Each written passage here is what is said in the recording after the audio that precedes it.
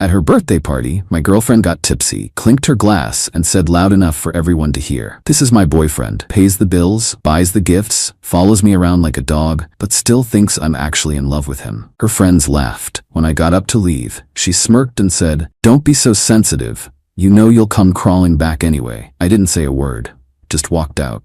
This morning, her mom showed up at my door, begging me to call her back. Throwaway for obvious reasons. Those who know me would recognize this story in a heartbeat. Some men learn about betrayal slowly. A text message here, lipstick on a collar there. The lucky ones never learn at all. Me? I got a public announcement with witnesses. Primetime television couldn't have scripted it better. I'm 38, been with Jennifer 34 for 3 years. I'm a professional chef with my own restaurant that's finally turning a profit after years of 80-hour weeks and pouring every penny I had into it. Nothing fancy, just solid food in a neighborhood spot that now has regulars and weekend reservations, booked a month out. I work hard, come home with burns on my arms and smelling like the kitchen, and sleep like the dead. Simple life, and I liked it that way. Jennifer is an architect at a prestigious firm, always dressed impeccably, perfect nails, the kind of woman who turns heads when she walks into a room. When we first met at my buddy's wedding, I couldn't believe she gave me the time of day. 3 dates in, I was hooked. 3 months in, she had a key to my place. Looking back, red flags were flapping like they were caught in a hurricane, but I was too blinded by what I thought was love to notice. We never officially moved in together. She kept her apartment while spending most nights at my house. She always said she needed her own space for when she had to work late or needed me time. I respected that, even though I was paying for both places. Her birthday was last Saturday. I'd spent weeks planning it. Booked the private room at Vincenzo's, her favorite Italian place, not mine. I could have hosted at my restaurant, but she always complained about mixing business with pleasure. I invited 20 of her closest friends, arranged for a custom cake with that fancy gold leaf shit she likes. Dropped $3,000 easy, but hey, that's what you do for someone you love, right? The dinner was going well.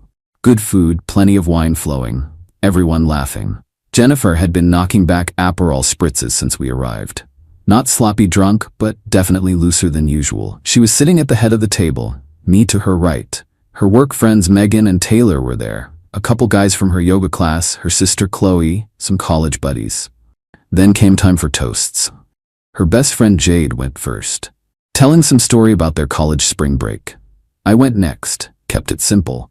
Told her I loved her and was looking forward to many more birthdays together. People clinked glasses, sipped their wine. That's when Jennifer stood up, glass in hand. I thought she was going to thank everyone for coming.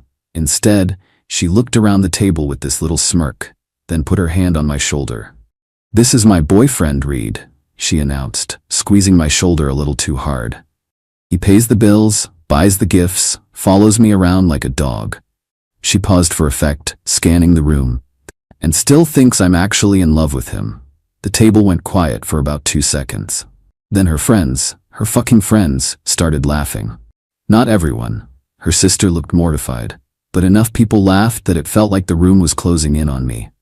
I must have had a look on my face because Jennifer rolled her eyes. "Oh my God, it's a joke," she said, but there was no warmth in it. I set my napkin on the table and stood up. Didn't say a word, just grabbed my jacket from the back of the chair. "Where are you going?" she asked, annoyed, like I was ruining her night. "Home," I said quietly. Didn't want to cause a scene, just needed to get out of there before I said something I'd regret. That's when she hit me with it, loud enough for the entire table to hear. "Don't be so sensitive, you know you'll come crawling back anyway." She said it with such certainty, such dismissiveness, like it was established fact.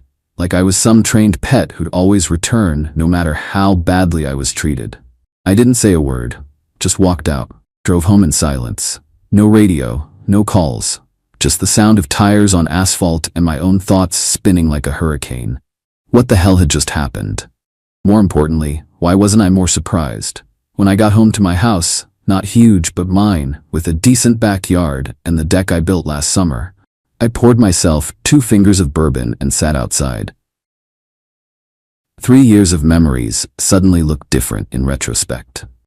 The constant comments about how my hands were rough, how I always smelled like food, how she could never take me to meet certain friends because I wouldn't get their conversations. The way she'd roll her eyes when I talked about the restaurant.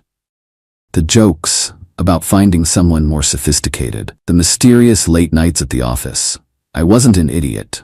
I knew she loved the lifestyle my growing success provided more than she loved me. But I guess I thought that would evolve into something real over time. What a fucking joke. My phone blew up for a while. Texts from Jennifer ranging from angry, way to ruin my birthday, to defensive, it was just a joke, to pleading, baby please come back. I silenced the notifications, but didn't block her number. Wanted to keep a record of everything in case things escalated. Sunday morning, I woke up with clarity I hadn't felt in years. I gathered everything of Jennifer's in my house. Clothes, makeup, jewelry, the stupid exercise bike she bought and used twice, and packed it all neatly in boxes. Took me about 3 hours. I placed her key on top of one box and loaded everything into my truck. I drove to her apartment. She'd given me a key when we started dating, and I still used it occasionally to drop things off or wait for her when she was running late. I let myself in and stacked all the boxes in her living room. Then I wrote a short note. Consider this me not crawling back. Your rent is paid through the end of the month. After that, you're on your own. Left my key on top of the note and walked out. By Sunday afternoon, my phone was blowing up again. Jennifer must have gone home and found the boxes. I knew because she texted me a photo of them stacked in her living room with the caption, "Really? This is how you're handling things?" The text turned frantic. Calls every 5 minutes. I didn't answer. Instead, I called my lawyer, explained the situation, and asked him to draft something officially ending any financial obligations I had toward her. Called my bank and removed her as an authorized user on my credit card. Changed the passwords on all my streaming services. I'll admit Sunday night was rough. I've built my life around being a reliable guy. The one who shows up, who follows through. Walking away from a 3-year relationship, even a deeply flawed one, felt like failure. But every time I wavered, I heard her voice in my head. You know you'll come crawling back anyway. Like hell I would. Monday morning, I went to work as usual. Buried myself in prep work, menu planning, staff scheduling. Told my sous chef Marcus what had happened. He nodded, said, "She never deserved you, boss," and that was that. No drama, no pity party, just understanding and moving forward. This is why I prefer the company of people who work in kitchens. There's an honesty there that I've always respected. Monday night, Jennifer escalated, started posting on social media about how someone was having a midlife crisis and throwing away the best thing that ever happened to him. Her friends commented with support, calling me toxic and immature. I blocked them all on social media, but still kept her number unblocked on my phone, just documenting everything without responding. Tuesday was more of the same, except she started using mutual friends as intermediaries. "Jennifer's really upset, man," texted my buddy Chris. "Maybe hear her out?" I explained what happened. He didn't text again. This morning, Wednesday, things took a turn I didn't expect. I was getting ready for work when someone knocked on my door. I opened it to find Jennifer's mother, Susan, standing there looking distraught. Susan's always been kind to me, treated me like the son she never had. She's the one who first told me my beef bourguignon was the best she'd ever tasted. Seeing her on my doorstep, eyes red-rimmed from crying, nearly broke my resolve. "Reed," she said, her voice cracking.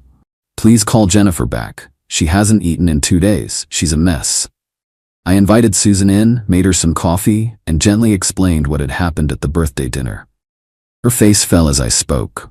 She said, "You just walked out without reason," she whispered, looking down at her coffee cup, "that you'd been acting strange for weeks and then just left." I wasn't surprised Jennifer had spun the story. She was never one to take responsibility. "Susan," I said, "I cared about your daughter.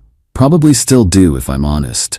But I can't be with someone who has such little respect for me, who would humiliate me in front of her friends and then expect me to crawl back." Susan nodded slowly. "I understand," she said finally. "I raised her better than this. I'm so sorry, Reed." She left soon after, hugging me tightly at the door. As I watched her drive away, I felt a weight lift. Even if Jennifer never acknowledges what she did, at least someone in her family knows the truth. It's now evening on Wednesday as I write this. Jennifer has been escalating all day. She's had her sister call my brother, her yoga instructor email my sous chef, and based on my home security camera installed after a break-in last year, she drove by my house twice. I haven't responded to anyone. The silence feels powerful in a way I never expected.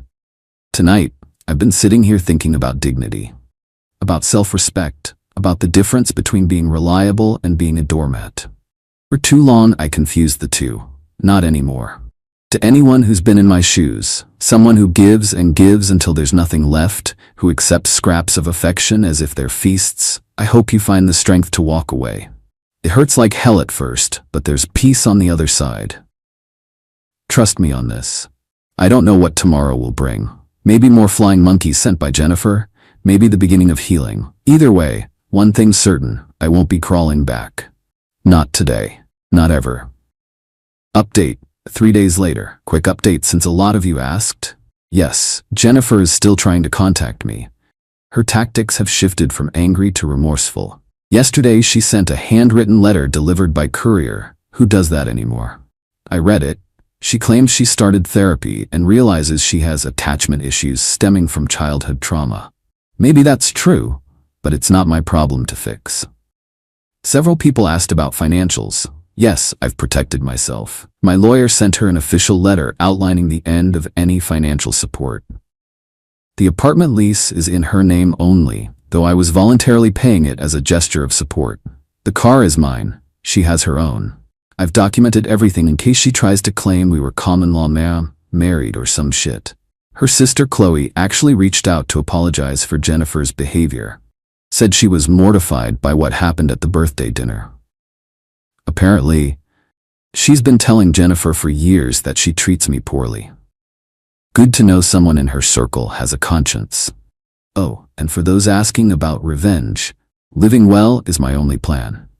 Started hitting the gym again, reconnected with friends I'd neglected, even signed up for a specialized pastry course I've been putting off.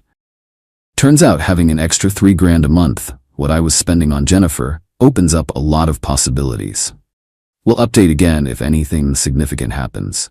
But honestly, I'm hoping this is the last chapter in this particular story. Final update, 2 weeks later. This is probably my last update on this situation, as things have mostly settled down and I'm ready to move forward. The biggest development, Susan, Jennifer's mom, invited me to lunch last weekend. I was hesitant. At her birthday party, my girlfriend got tipsy, clinked her glass, and said loud enough for everyone to hear. This is my boyfriend, pays the bills, buys the gifts, follows me around like a dog, but still thinks I'm actually in love with him. Her friends laughed. When I got up to leave, she smirked and said, "Don't be so sensitive. You know you'll come crawling back anyway." I didn't say a word, just walked out. This morning, her mom showed up at my door, begging me to call her back. Throwaway for obvious reasons. Those who know me would recognize this story in a heartbeat. Some men learn about betrayal slowly. A text message here, lipstick on a collar there. The lucky ones never learn at all. Me? I got a public announcement with witnesses. Primetime television couldn't have scripted it better. I'm 38, been with Jennifer 34 for 3 years. I'm a professional chef with my own restaurant that's finally turning a profit after years of 80-hour weeks and pouring every penny I had into it. Nothing fancy, just solid food in a neighborhood spot that now has regulars and weekend reservations, booked a month out. I work hard, come home with burns on my arms and smelling like the kitchen, and sleep like the dead. Simple life, and I liked it that way. Jennifer is an architect at a prestigious firm, always dressed impeccably, perfect nails, the kind of woman who turns heads when she walks into a room. When we first met at my buddy's wedding, I couldn't believe she gave me the time of day. 3 dates in, I was hooked. 3 months in, she had a key to my place. Looking back, red flags were flapping like they were caught in a hurricane, but I was too blinded by what I thought was love to notice. We never officially moved in together. She kept her apartment while spending most nights at my house. She always said she needed her own space,